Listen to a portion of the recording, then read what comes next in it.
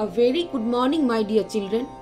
Today we are going to start a new chapter, Plant Growth and Development, under the Unit 4, Plant Physiology. In this chapter, we are supposed to study what is growth, phases of growth, characteristic features of growth, growth rate, differentiation, de-differentiation, re-differentiation. But due to pandemic situation, this year the syllabus has been reduced.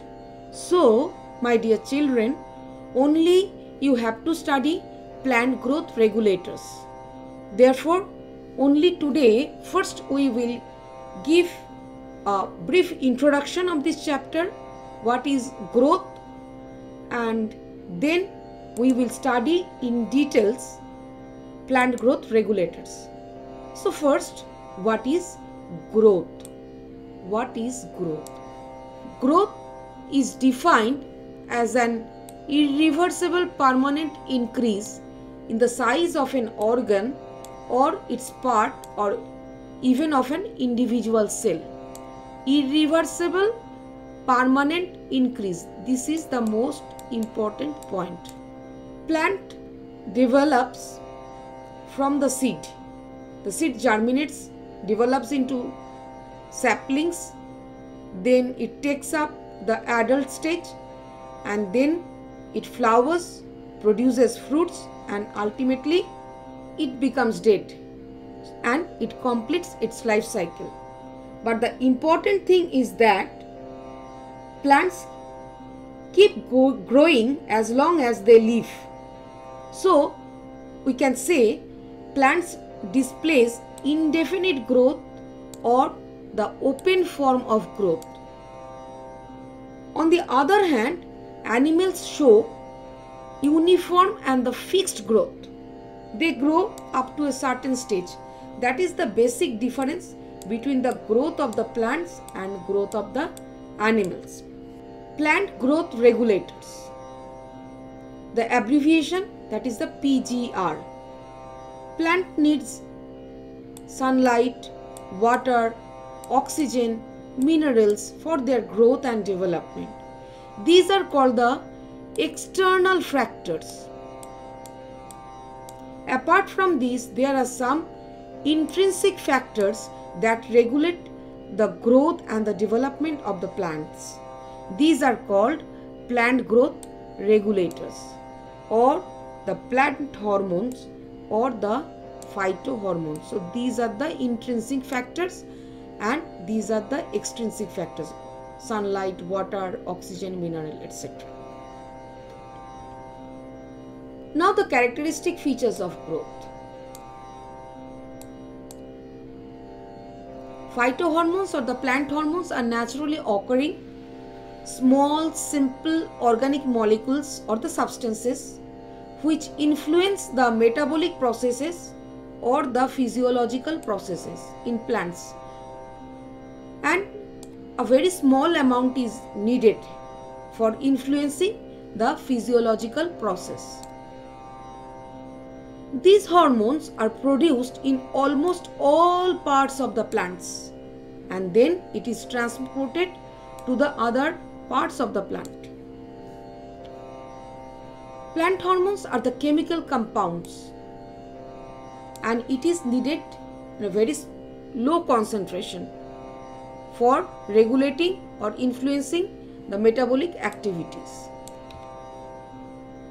What are the main functions of plant hormones? Plant hormones control growth and development. Like it controls cell division, cell enlargement, flowering, seed formation, dormancy, abscission. Based on their action, plant hormones are categorized into two categories: plant growth promoters and the plant growth inhibitors. Promoters means which promotes the growth, helps in cell division, cell enlargement, and inhibitor means which inhibits growth, extends dormancy, or helps in abscission, that hormones are called plant growth inhibitors. So on the basis of the function, phytohormones are categorized into two groups: plant growth promoters. Under these three hormones we have to study, that is auxin, gibberellin and cytokinin. And the hormones which inhibits the growth, they are the plant growth inhibitors, that is abscisic acid and ethylene. Actually, ethylene perform dual function, but it could fit largely in the inhibitor because of its activity. It acts as an inhibitor for the growth. So these are the chemical structure for the auxin. This is for the cytokinin, this is for the gibberellin, this is abscisic acid, and this is the ethylene. It is a gaseous hormone. They are the derivatives of indole, that is auxin is the derivative of indole, gibberellin is the derivative of terpenes, cytokinin is the derivative of adenine, that is the nitrogen base, abscisic acid is the derivative of carotenoids, and ethylene is a gaseous hormone. If we see the previous slide, we can see this is auxin, indole derivative, this is cytokinin, it is cytokinin, it is adenine derivative, then it is the abscisic acid, that is a carotenoid derivative, gibberellin, it is a terpene derivative. Now some more functions of plant hormones. Hormones play an important role in the processes like vernalization, phototropism, seed germination, dormancy, etc. Now the question comes, what is vernalization? Vernalization is a process of shortening the juvenile or vegetative phase and hastening flowering. And then what is phototropism? Phototropism is the effect of light duration along with the dark duration on plant growth and development, especially flowering.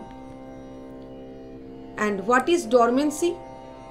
Dormancy is a period when all the important external factors like moisture, light, oxygen available, but seeds do not germinate. That period is known as the dormancy period. Some hormones extends the dormancy period and some hormone reduces the dormancy period. We will study later in details. They may act synergistically or individually. Individually, just alone they are doing some work. Suppose flowering.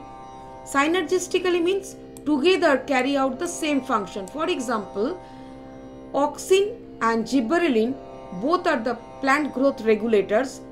They are responsible for promoting the growth. So they act synergistically. Roles of different hormones can be complementary or antagonistic, just opposite. Just now I told you that some hormones help in extending dormancy period and some hormones are responsible for reducing or shortening the dormancy period. So that means they can act antagonistically also. Sometimes farmers use synthetic plant hormones exogenously from outside for regulating the crop production. For example, early maturing, sometimes hormones are sprayed, or after cutting, artificial rooting for the development of the root, hormones are sprayed. we will study gradually in the next videos. So I hope the introduction part is clear to you.